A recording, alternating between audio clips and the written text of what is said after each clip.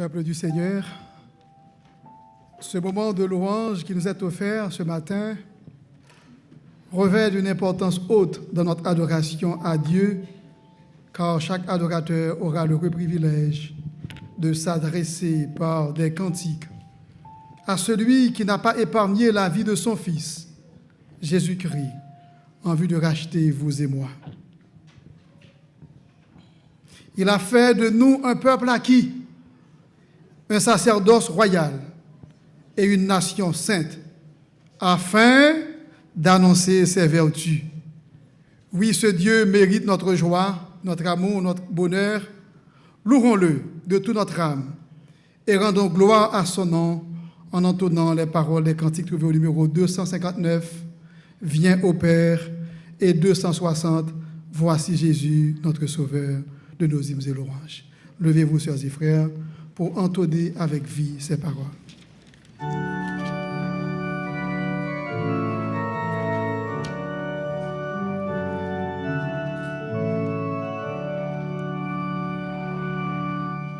Viens au Père qui t'appelle, oh reviens à la maison. Voici l'heure est solennelle, oh Dieu t'offre son pardon.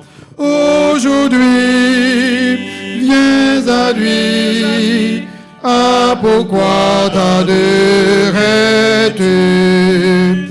Aujourd'hui, viens à lui, viens, reçois son grand salut. Trop longtemps dans la misère, tu vécus sans vrai bonheur. Se peut-il que tu préfères fuir encore loin du Sauveur? Aujourd'hui, viens à lui, ah pourquoi tarderais-tu?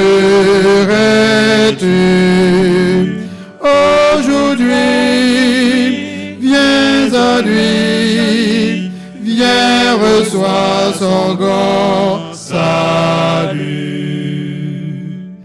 À ton âme angoissée, en vain tu cherches la paix.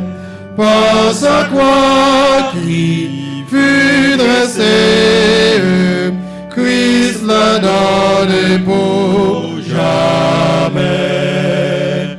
Aujourd'hui, viens à lui, ah pourquoi tarderais-tu?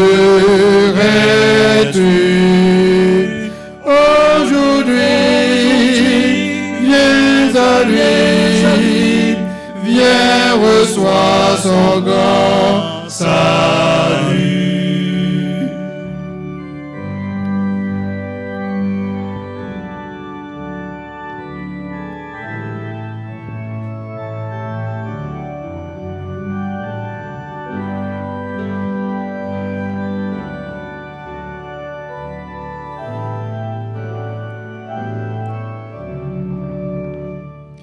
À Jésus qui ta souffrance, parle-lui de ton péché, mets en lui ton espérance, car en lui Dieu t'a cherché.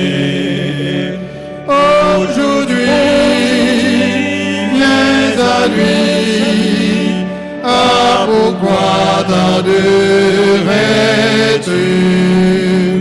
Aujourd'hui, viens à lui, viens, reçois son grand salut.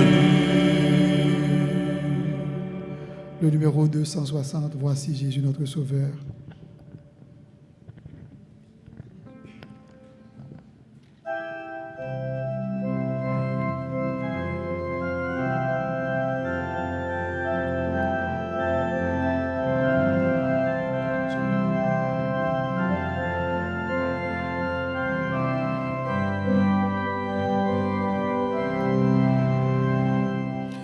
Voici Jésus, notre Sauveur, qui nous ouvre une porte.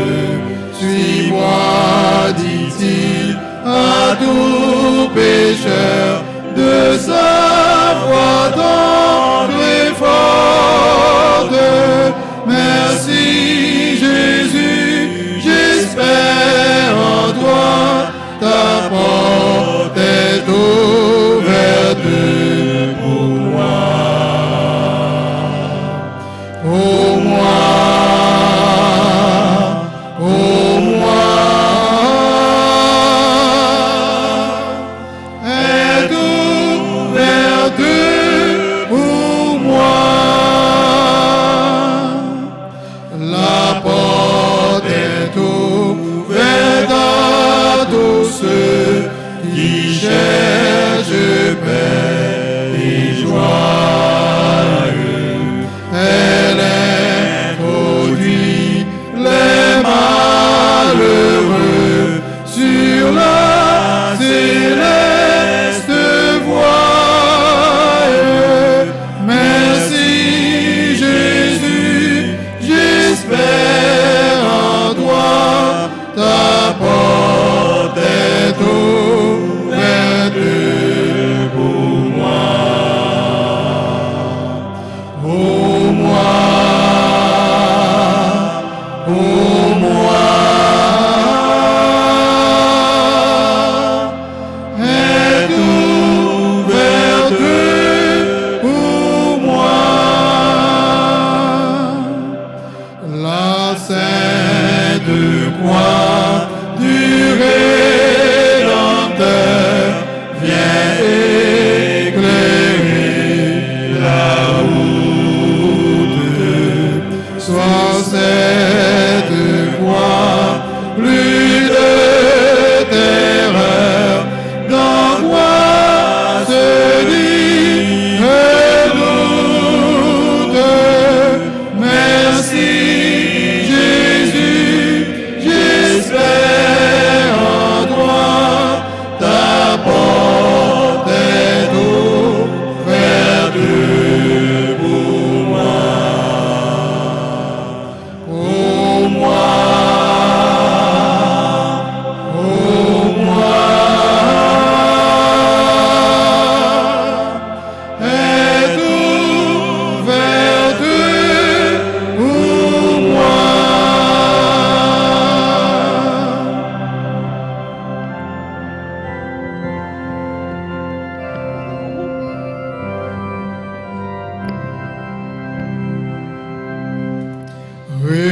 Répondons au divin appel avec reconnaissance et vers le séjour éternel marchons en assurance. Merci Jésus, j'espère en toi, ta porte est ouverte pour moi. Pour moi, pour moi, est ouverte pour moi.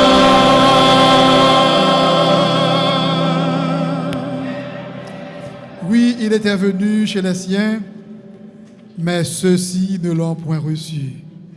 Mais donne la grâce à tous ceux qui l'ont reçu et ont besoin de son salut de devenir enfants de Dieu.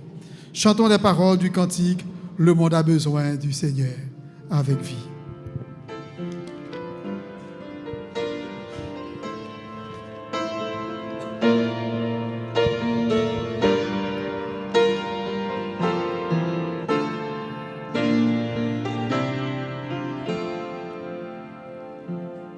Chaque jour je les regarde Quand il passe autour de moi, des gens pressés et troublés, cherchant au tourner, avançant dans la douleur, vivant dans la peur. Ils essayent de le cacher. Jésus voit leur cœur. Le monde a besoin du Seigneur. Quand il n'y a plus d'espoir,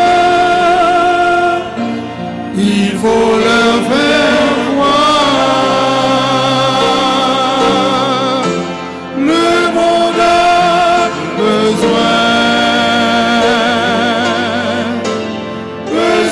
du Seigneur. Il faut se sacrifier et ouvrir nos cœurs. Le monde a besoin du Seigneur. Quand il n'y a plus d'espoir, il faut leur faire croire. Le monde a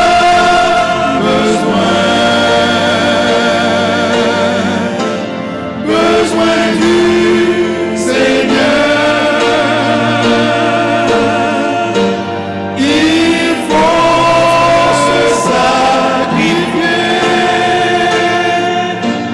et ouvrir nos cœurs.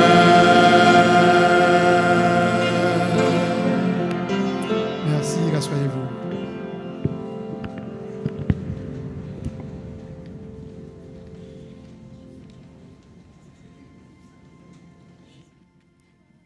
Frères et sœurs, chers amis, bonsoir. Bon sabbat dans le Seigneur. Bon sabbat.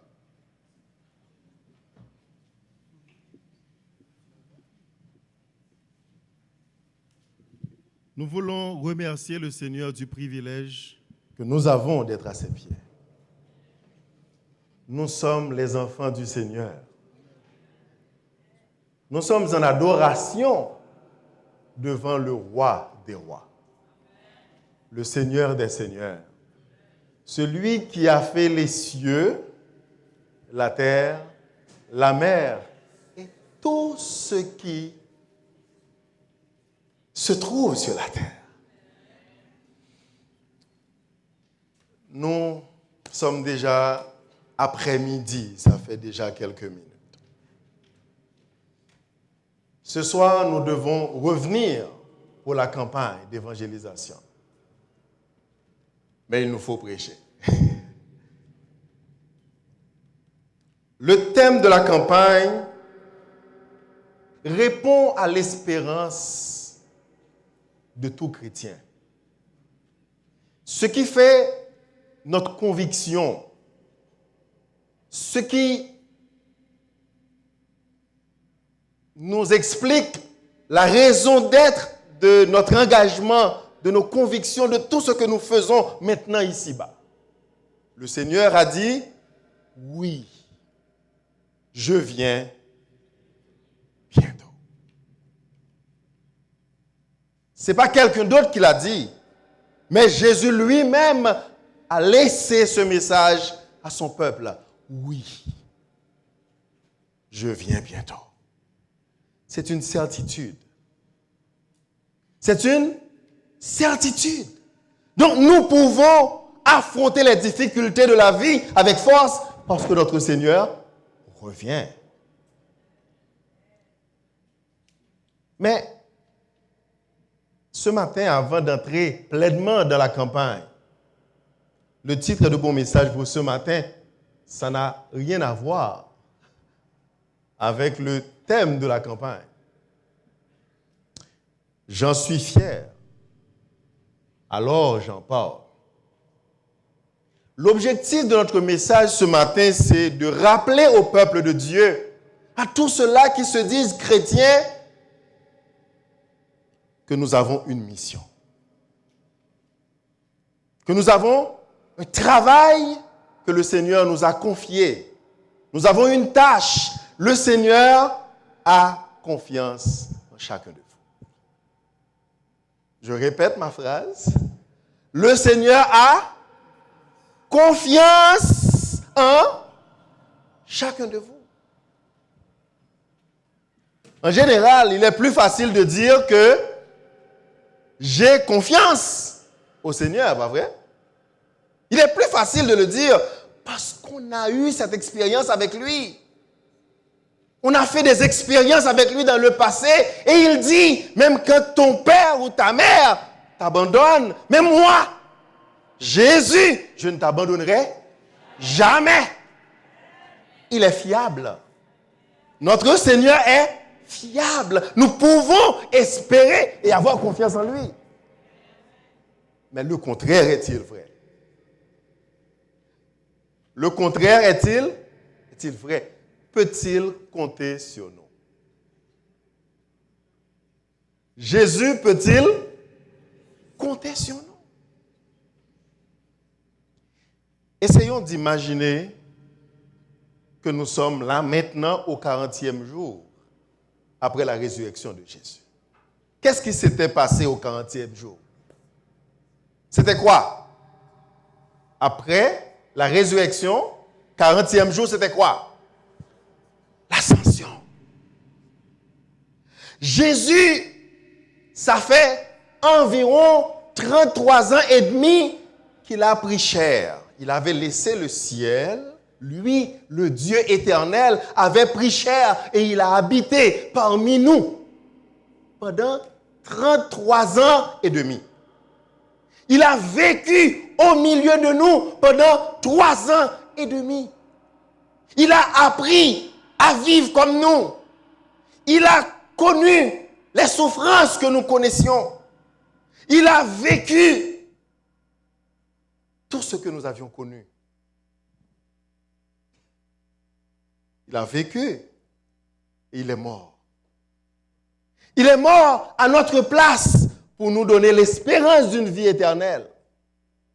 Il est mort abandonné par ceux-là même qu'il avait guéris. Des gens qu'il avait nourris dans le passé. 5000, sans compter les femmes et les enfants. 4000, sans compter les femmes et les enfants. Des gens se sont rués vers lui, cherchant la guérison, voulant trouver de la nourriture. Ils ont proclamé Jésus roi à l'entrée de Jérusalem. Quelques jours plus tard, il est mort. Par qui? Par nous autres. Crucifiez-le. Donne-nous Barnabas de préférence. Crucifiez-le. Donne-nous Barnabas à la place. Il est mort. Il est mort sur la croix pour que nous puissions vivre. Mais à sa résurrection, est-il revenu à la vie avec la haine? Non. Il a conservé encore son amour pour nous. Il est revenu à la vie, conservant son amour et l'espérance que nous pouvons être meilleurs. Que nous pouvons comprendre qu'il nous aime. Que nous pouvons avoir la vie. Que nous pouvons participer à la mission du salut. Il est resté sur terre après la résurrection 40 jours. 40 jours, faisant des apparitions, donnant encore d'autres informations, d'autres enseignements. Essayez d'imaginer ce jour-là, le 40e jour. Qu'est-ce qui s'est passé? Jésus est monté au ciel. Laissons la terre un moment. Transportons-nous dans le ciel. Nous sommes des anges ce matin. Vous êtes des anges et ça fait des années que vous êtes séparés du trésor du ciel, Jésus, et il rentre à la maison. OK? On est au ciel, Jésus maintenant rentre à la maison. Imaginez la scène. Il y a des acclamations, des alléluia. Il a vécu, il est mort, il est ressuscité. Waouh, il est retourné à son poste dans le ciel. Le ciel est en joie. Il y a une adoration sans pareil parce que Jésus est revenu. Et les anges sont impatients d'avoir des nouvelles. Les gens du ciel, ils attendent d'écouter qu'est-ce que Jésus a à dire de nous.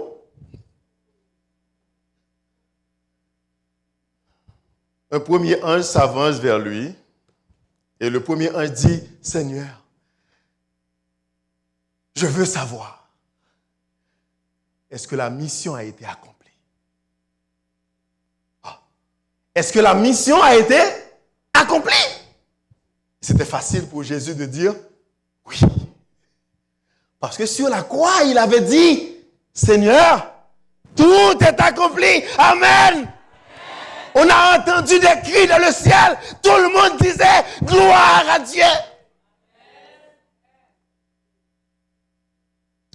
Mais il y a eu de l'autre côté de la salle un ange un peu curieux comme nous.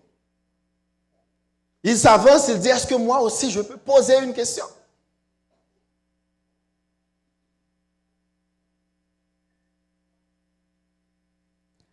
Oui, pose-la ta question.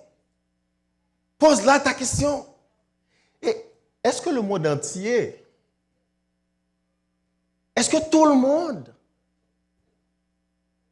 a été mis au courant de ce sacrifice que tu as fait pour l'humanité? Là-dessus, Jésus a pris du temps avant de répondre. Et la réponse était non. La réponse était non. Au lieu des acclamations dans le ciel, à ce moment-là, il y a eu un grand silence. C'est vrai, le sacrifice est extraordinaire. C'est vrai, le salut est disponible. C'est vrai, il y avait tout le ciel déversé sur terre pour le salut de chacun des êtres humains. Mais est-ce qu'ils sachent? Est-ce qu'ils ont la connaissance? Est-ce qu'ils ont été mis au courant? Jésus dit non. Un troisième dit, mais qu'est-ce que tu as comme plan? Parce que s'il y a le salut disponible et que les gens ne sont pas au courant que le salut est disponible et gratuit, ils ne vont pas venir. Ils ne vont pas l'accepter. Et Jésus a dit, j'ai confié cette tâche à 12 hommes et à quelques autres disciples. J'ai confié cette tâche à 12 hommes et quelques autres disciples.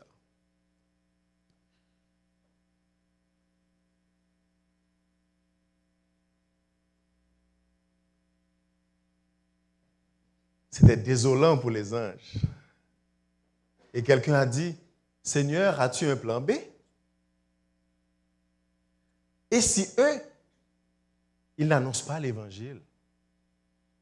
Et si eux, ils refusent d'aller vers les autres? Et si, comme Israël, dans le temps passé, ils restent à leur place, se sentent confortables et n'aillent pas prêcher cet évangile, est-ce qu'il y a un plan B? Jésus dit non, il n'y a pas de plan B. Je fais confiance. Il n'y a pas d'autre plan. Le Seigneur fait confiance à son peuple. Tu as des faiblesses, mais Jésus te fait confiance. Tu as un problème de langage, Jésus te fait confiance. Tu as des difficultés à t'adresser aux autres, mais Jésus te dit, moi je te fais confiance.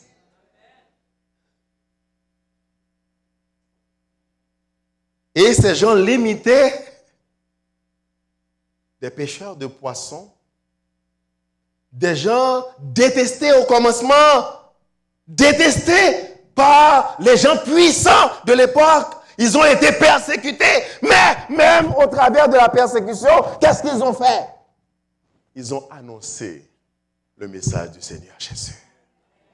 L'apôtre Paul nous dit dans notre texte de méditation, moi je n'ai point honte. Je n'ai point honte de l'évangile. Pourquoi? C'est une puissance de Dieu. D'abord, il prend le soin de dire, c'est pas n'importe quelle puissance, mais c'est une puissance de Dieu. Nous avons en main une arme puissante. L'évangile est une arme puissante parce que cette arme ne vient pas des hommes, mais c'est une puissance de Dieu. Pas pour détruire, pas pour diviser les gens, pas pour être au-dessus des gens, pas pour piétiner les autres, mais pour le salut. Pour le salut de quiconque croit. L'apôtre Paul choisit bien ces mots. Le salut de quiconque. Parce qu'à l'époque de l'apôtre Paul, on considérait les gens civilisés, les gens qui étaient imprégnés de la culture grecque, comme des gens bien placés, mais les autres, ils étaient des barbares. Ils étaient des barbares. Et si vous lisez en haut, l'apôtre Paul précise que la puissance de l'évangile de Dieu pour le salut, c'est à la fois pour les gens qui sont des Grecs, pour les barbares aussi, pour les gens qui sont riches, et pour les pauvres aussi, pour le salut de quiconque, c'est-à-dire le salut est disponible pour tous. Quelle que soit votre origine, la couleur de votre peau, votre langue, Jésus est mort pour vous. Il est mort pour que vous soyez différents, pour que vous ayez ce même penchant qu'il a eu. Il veut nous pardonner et espérer qu'on devienne meilleur. Il n'y a pas de plan B, frères et sœurs. Nous ne devons pas avoir honte de prêcher l'évangile.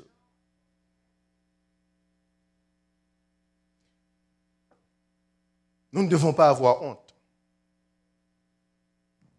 Avoir honte signifie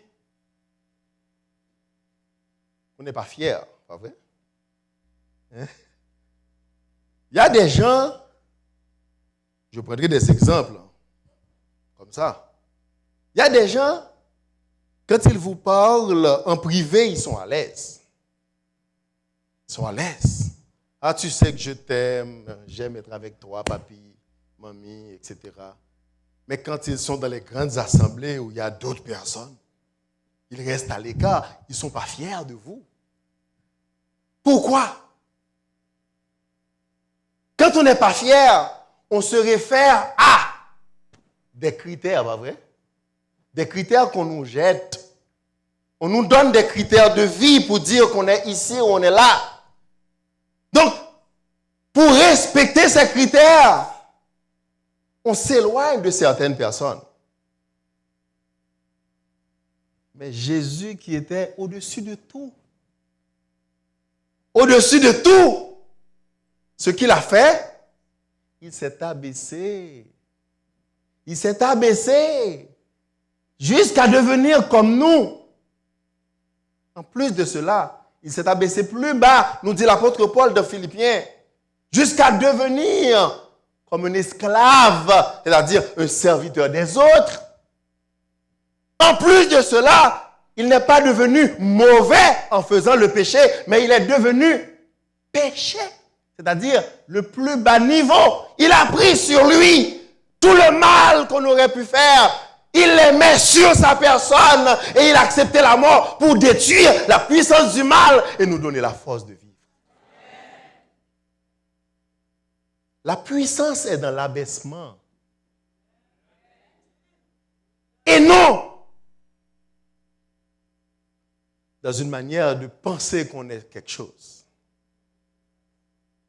Si on veut être quelque chose, on doit reconnaître nos faiblesses et dire au Seigneur, puisque tu as placé ta confiance en moi et que tu as dit que je peux être utile à ton service, utilise-moi. C'est ce qu'a fait l'apôtre Paul. L'apôtre Paul était un ennemi de Dieu, un ennemi de Dieu, un ennemi de la croix. Mais quand il a vu Jésus sur le chemin, quand il a vu le visage du Seigneur, il a compris que ce n'est pas dans la violence qu'on trouve la force. Ce n'est pas dans le fait de persécuter les autres qu'on trouve le pouvoir. L'apôtre Paul a dit, je dois me placer à côté de cette personne pour le servir. À ce moment, il n'était plus persécuteur, mais il était un persécuté. À cause de l'amour qu'il a eu pour Jésus.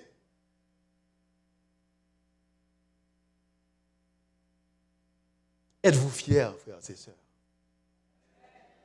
de servir un Dieu qui ne se laisse pas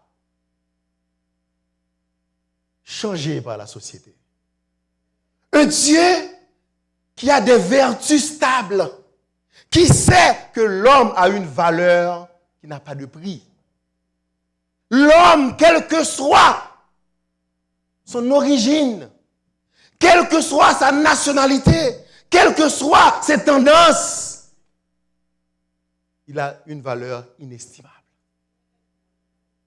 Et Jésus est mort pour quiconque. Pour quiconque. Nous devons mesurer notre relation avec Jésus avec l'amour que nous avons dans le cœur pour les gens qui sont à côté de nous. Ce n'est pas dans la grande quantité de connaissances que nous avons dans la Bible que nous devons vérifier si nous sommes chrétiens. On peut avoir beaucoup de théories. On peut les réciter. Oh, excuse-moi. C'était juste pour te réveiller.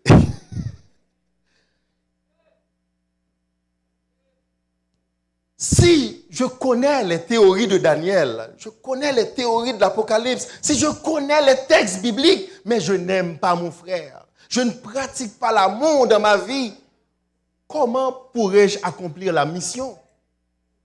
Comment? J'ai des frères à la maison, j'ai des sœurs à la maison, j'ai des cousins, cousines, des amis. Je partage avec eux tout ce que j'ai de bon, pas vrai? Si j'ai de l'argent, je leur donne un peu d'argent. Si j'ai à boire, je leur donne à boire. Si j'ai fait la découverte d'une boisson extraordinaire qui m'attire, je leur dis, ah, avez-vous goûté à cela? Waouh, c'est bon. Pas vrai? Si tu ne présentes pas Jésus, c'est que tu n'as pas goûté à Christ. Si tu ne partages pas le Christ, l'évangile de Jésus, à ta mère, à ton père, à ton ami, à ta sœur, c'est que tu n'as pas fait cette expérience que Jésus est bon. Tu n'as pas cette conviction que Jésus est bon. Le psaume dit, venez et voyez combien l'Éternel est. Venez, il faut s'approcher. Il faut s'approcher. Mais quand on se donne, quand on est dans sa présence, quand on vit sa présence, on comprend qu'il est bon. Et quand on voit qu'il est bon, on partage ce qu'on a eu. On dit, si tu as un problème, tu peux te confier à lui parce que je l'ai fait moi-même. Je n'ai pas été déçu. Je n'ai pas été déçu. Tu peux faire aussi cette expérience. Mais quand nous n'avons pas d'expérience avec Dieu, nous avons peur de confier à quelqu'un qu'il est bon.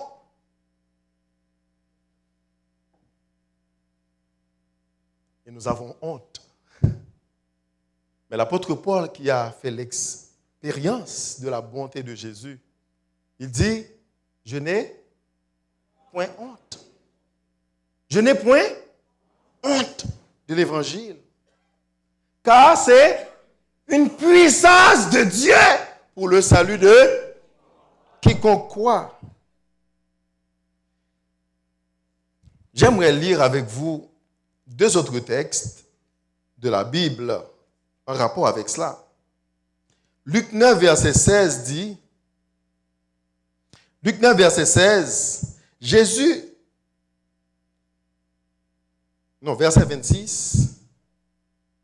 verset 26, car quiconque, vous avez le texte? Non.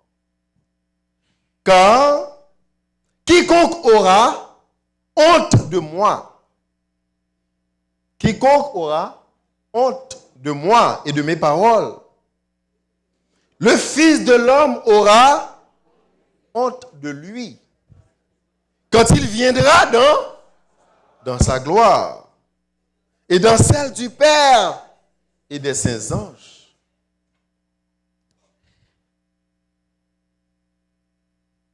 Je ne peux être content de lire le texte, bien que c'est une vérité.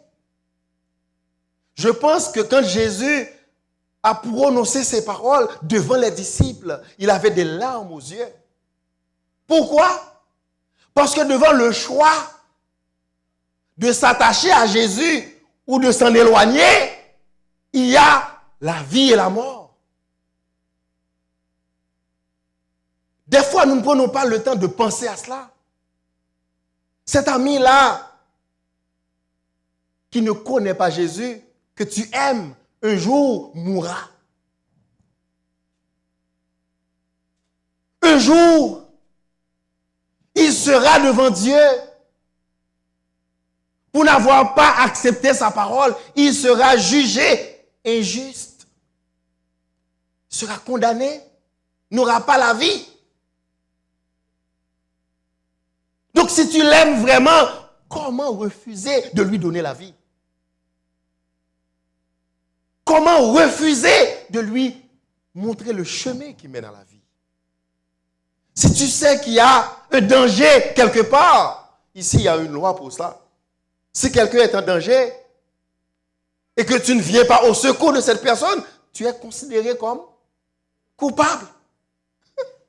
On est coupable, frères et sœurs, devant ceux-là qui sont autour de nous et qui sont en danger de mort. Nous sommes coupables. Si vous avez honte aujourd'hui, Jésus aura honte aussi.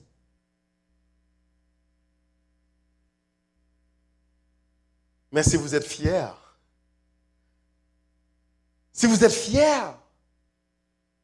d'être son serviteur,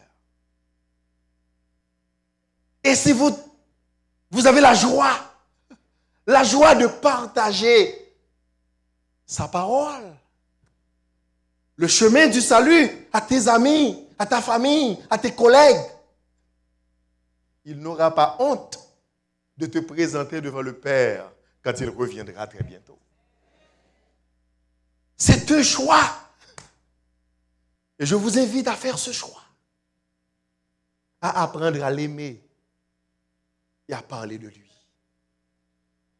À l'aimer et à parler de lui. Dites ce qu'il a fait dans votre vie. Je veux lire aussi un deuxième texte. C'est dans Psaume 71, le verset 15 et 16. Psaume 71, de versets 15 et 16. Le texte dit, « Ma bouche publiera ta justice. » Est-ce qu'on peut lire ensemble? « Ma bouche publiera ta justice, ton salut, chaque jour, car j'ignore quelles en sont les bornes. Je dirai tes œuvres puissantes, Seigneur éternel. Je rappellerai ta justice, la tienne seule. Le texte dit, tous les jours de ma vie, je veux proclamer ta justice, ton salut, car j'ignore quelles en sont les bornes. Quand est-ce que je dois m'arrêter? Il n'y a pas de borne. On doit en parler à ceux-là qui connaissent déjà l'évangile. On doit en parler à ceux-là qui ne connaissent pas l'évangile. Car on ne sait pas pourquoi. Si le Seigneur te donne l'occasion de t'adresser à quelqu'un, tu ne sais pas pourquoi. Il y a toujours une raison. Il y a toujours une raison, même quand la personne est à l'église. On peut être très perdu, même quand on est à l'église. On peut être très perdu, très loin de Dieu, même quand on est à l'église. Si tu as une parole de vérité à lancer, lance-la. Car j'ignore quelles en sont les bornes. J'ignore quelles en sont les bornes. Je n'ai point honte d'en parler. Je n'ai point honte.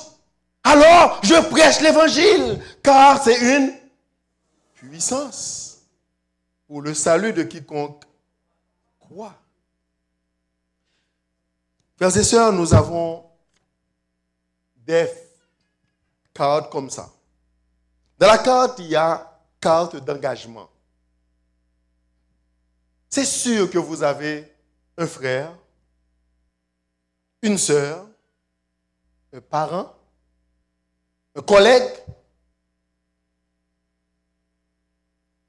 que tu aimes vraiment.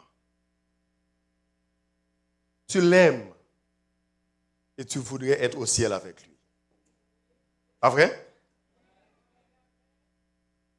Nous allons distribuer la carte. Nous allons prendre un engagement envers certaines personnes. Moi, en tant que membre d'église, je vais prendre une carte. Dans la carte, je vais écrire mon nom ici. Mon numéro de téléphone, adresse s'il le faut. Ensuite, je vais ajouter des noms. Il y a 3 places, mais si on veut, on peut écrire les autres au verso. On va écrire des noms. Mais ces gens-là, qu'on aura choisis, on va prier pour ces gens-là régulièrement. On va les avoir, nous autres, à l'église, mais vous allez les avoir aussi à la maison. Ces gens-là, vous allez les inviter à venir à l'église. Vous allez prier pour ces gens-là régulièrement dans vos cultes matinales. Vous allez prier pour ces gens au soir avant d'aller dormir. À chaque fois que vous avez l'occasion de vous adresser au Seigneur, vous allez dire au Seigneur, j'aime un tel. J'aimerais que tu lui donnes la sagesse, l'intelligence de ta parole, afin qu'il soit sauvé au dernier jour. L'Église a un groupe de prière aussi. L'Église va prier pour cette personne, pour ces gens-là. Si cette personne vient à l'Église au cours de la campagne, le groupe qui coordonne les visites et les prières va savoir que c'est toi. Parce que dans ta feuille, dans la carte que tu as donnée, il y a ton nom et le nom de la personne. Donc, on va pouvoir t'appeler pour savoir comment on peut entrer en contact avec la personne pour continuer le travail. On va prier pour eux, étudier avec eux, et le Seigneur fera le reste. Il y a des visites. J'ai oublié de vous féliciter. Il y a des gens qui m'ont appelé pour me dire « Ah, Pasteur Edson, j'ai vu ton nom sur ma voiture. On a laissé une carte. » Je pensais que c'était une contravention, mais c'est une carte d'invitation. On a fait des invitations. Mais les gens les plus sûrs qui vont venir, c'est vos amis. Les gens les plus sûrs qui vont venir, c'est vos parents, vos enfants. Consacrons-nous pour eux. Aimons-les en voulant leur salut. Parce que le Seigneur Jésus va revenir très bientôt. En ce jour-là, il y aura seulement 2 camps. Ceux-là qui sont avec lui ou ceux-là qui ont choisi de vivre sans lui. Je n'aimerais pas voir mon père et ma mère loin de Jésus. Je n'aimerais pas voir l'un de mes frères ou de mes sœurs loin de Jésus. Ils ont le choix. Ils peuvent choisir de ne pas venir. Mais nous, est-ce que nous souhaitons les voir loin de Jésus? Si nous n'avons pas envie de les voir loin de Jésus, faisons quelque chose. Car il n'y a pas de plan B. Jésus compte sur nous. Jésus compte sur nous. Est-ce que les cartes sont distribuées? Nous allons distribuer les cartes tandis que les chants vont chanter. Et immédiatement après, nous demandons à tous ceux-là qui ont rempli une carte quelconque, nous allons nous jeter à genoux une première fois pour ces gens-là. À la fin de ce culte, nous allons prier avec pasteur Sénéus Juloise. Nous allons prier pour ces gens afin que le Seigneur prépare leur salut. Afin que le Seigneur prépare leur salut. Nous chantons avec les chantres. Nous chantons au numéro 538. Le numéro 538, Travaillons et luttons.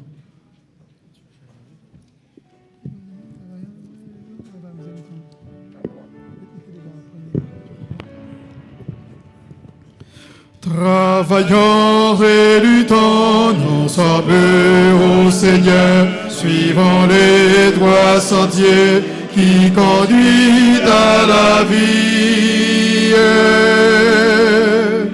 Jésus marche avec nous, avançons sans frayeur, il nous garde et son bras toujours nous fortifie. Travaillons et luttons, travaillons et luttons, soyons prêts et prions, bientôt le Maître va venir. Travaillons et luttons, que les cœurs affligés, les perdus loin de Dieu, retrouvent l'espérance. Vers la croix dirigeant leur regard angoissé, pressons-les d'accepter Jésus leur délivrance. Travaillons et luttons, travaillons et luttons, soyons prêts et prions, bientôt le Maître va venir.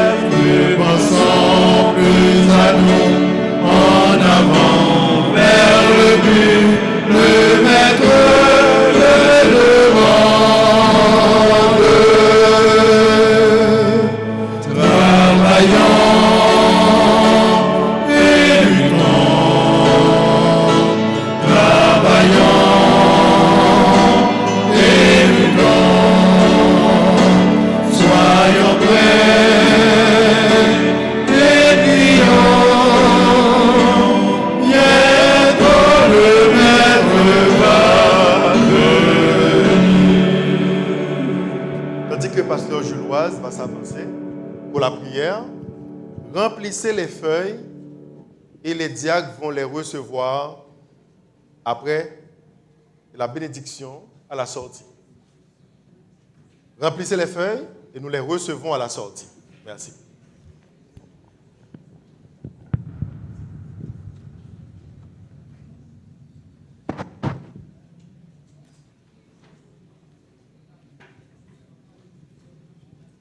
Bien, chers et frères, nous allons nous mettre à genoux tous ensemble, nous allons prier l'Éternel.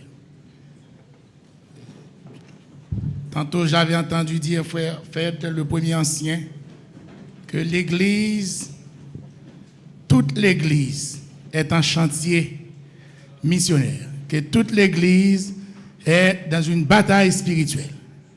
Et j'aimerais que nous autres, en tant que Aaron, aux côtés de Moïse, qui est notre pasteur Edson, nous allons tous ensemble, l'Église, soutenir ses bras par la prière. Et juste avant que je prie moi-même, j'aimerais que nous chantions au numéro 347, un seul soif, et puis l'Église entière va prier, toute l'Église va prier, et moi je ferai la dernière prière. J'aimerais que vous priez tous ensemble, demandant à Dieu d'allumer la lampe spirituelle de l'Évangile. La lampe, cette lumière qui doit briller ici, pour que vous et moi, nous ayons la possibilité de n'avoir pas honte, de témoigner Dieu aux côtés de nos parents, aux côtés de nos frères et sœurs, aux côtés de nos amis, de nos camarades que nous aimerions bien avoir avec nous dans le ciel. Tous nous allons prier. En priant, tout peut se faire. Chantons au numéro 347, debout Sainte-Corotte, nous sommes tous des soldats du roi des rois bien-aimés.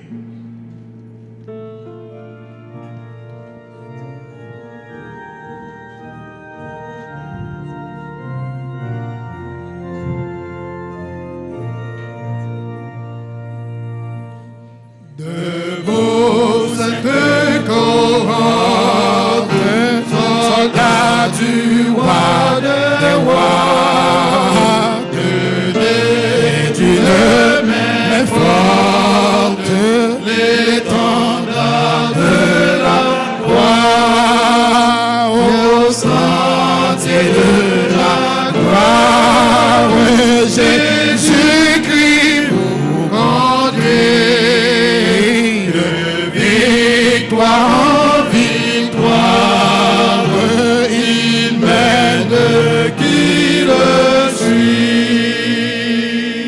Tous, prions ensemble, bien-aimés. Demandons à l'Éternel cette force que nous avons besoin. Prions ensemble. Seigneur éternel, Papa, nous qui dans le ciel, nous sommes ici rassemblés devant toi ce matin pour t'acclamer comme Sauveur et puis Seigneur. Tu nous vois, tu nous sondes. Viens, viens en ce midi. Pour l'amour de toi, pour l'amour de ton Seigneur. Pardonne-nous. Sauve ton peuple. Sauve ton héritage. Bénis.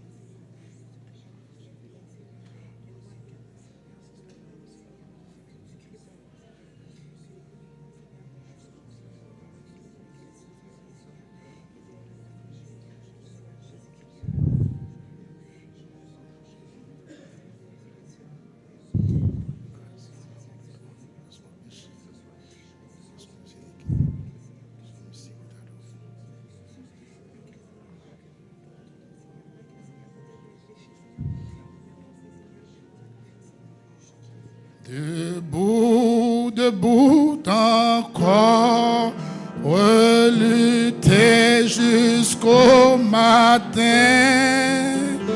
Déjà brille l'aurore à l'horizon lointain. Bientôt je tends nos armes au pied du roi des rois.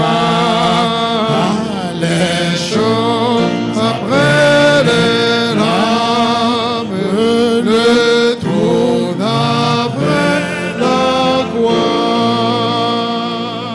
immortel roi des cieux, toi qui sieds dans l'immensité des cieux et qui réside parmi nous,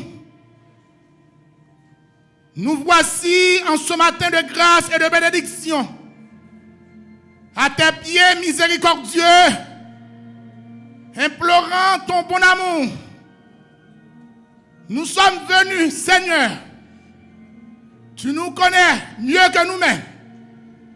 Dans notre faiblesse, dans nos manquements, nous voici, voulant prendre position pour toi. Nous nous connaissons, Seigneur, mais aussi tu nous fais faveur de connaître ta grandeur. Tu nous fais faveur de connaître ta puissance. Tu nous fais faveur de savoir que tout ce que tu nous as demandé, tu l'as déjà commencé pour nous. Gloire à toi, Dieu Tout-Puissant. En ce jour est débutée cette série de croisades pour la gloire de ton Saint-Nom ici, à Saint-Léonard.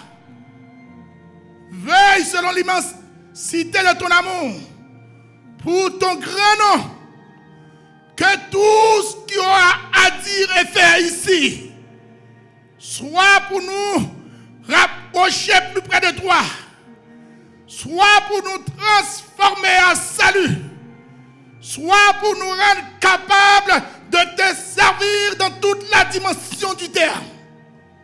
Seigneur, nous voici. Oh, cette question a été posée. Il fut un temps, mais il y a eu un homme qui a trouvé grâce à tes yeux. Dans la personne d'Ésaü, il a su répondre présent en disant, me voici. Quand la question a été posée, qui enverrai-je? Qui marchera pour nous? Ésaü a eu le courage, par ta grâce, oh Dieu, de répondre, me voici. Et cette grâce est démise encore aujourd'hui. Et c'est en vertu de cette grâce que ton Église, ton peuple répond présent, nous voici pour la conquête par ton grand nom. Éternel notre Seigneur, que ton nom est magnifique sur toute la terre. En ce matin de grâce et de faveur, reçois favorablement les paroles de nos bouches et le sentiment de nos cœurs, Seigneur. Reçois-nous alors que ton serviteur, pasteur Edson, qui se connaît dans sa faiblesse, qui se connaît dans son incapacité de par lui-même, de pouvoir livrer cette bataille, se réclame du Dieu Tout-Puissant et réclame la grâce de l'Éternel, notre Dieu, la puissance de celui qui sauve, en vue de venir à son secours. Seigneur, tiens ton serviteur. Il va parler soir après soir en ton nom. Qu'il soit jugé digne. Que les paroles qui sortent de ses lèvres soient directement émanées de toi. Et que les cœurs les plus sincères soient touchés. Afin que nous préparions pour ce grand jour. Le jour de l'éternité. Où tu diras, oh, porte élevée voleto. Oui, qu'en ce jour, les portes de l'église de Saint-Léonard élèvent sa letto. Que les rois de gloire fassent son entrée. Que le cœur des portes de chacun de nous en ce matin s'ouvre. Que le roi de gloire fasse son entrée. Celui qui s'est donné rançon pour nous. Qu'il rentre pour nous donner la victoire sur le péché. La victoire sur les situations difficiles à dénouer. La victoire dans nos projets. La victoire pour sa gloire éternelle. Viens, Seigneur Jésus, et nous rendre la vie. Encore une fois, reçois-nous de devant toi avec l'onction de ta paix, l'onction de ta grâce, pour l'amour de toi, pour l'amour du sacrifice du salut. Au nom et par les seuls mérites infinis de Jésus, à lui reviennent dès à présent et pour toujours l'honneur, la magnificence, l'autorité, la puissance pour le temps et pour l'éternité. Amen.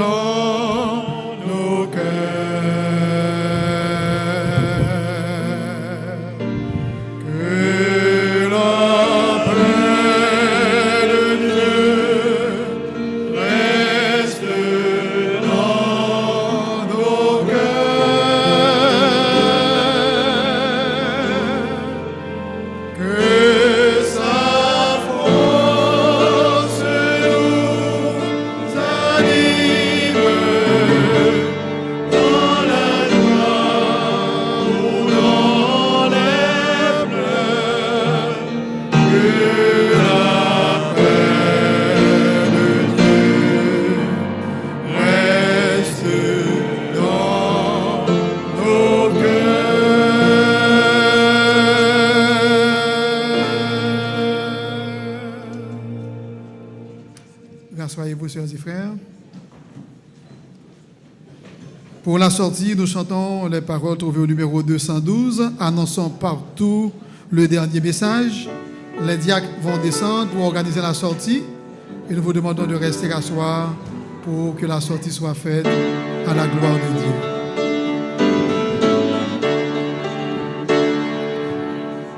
Annonçons partout le dernier message du Seigneur Jésus, revenu dans les cieux, dans le monde entier, rendons témoignage au roi saint et glorieux.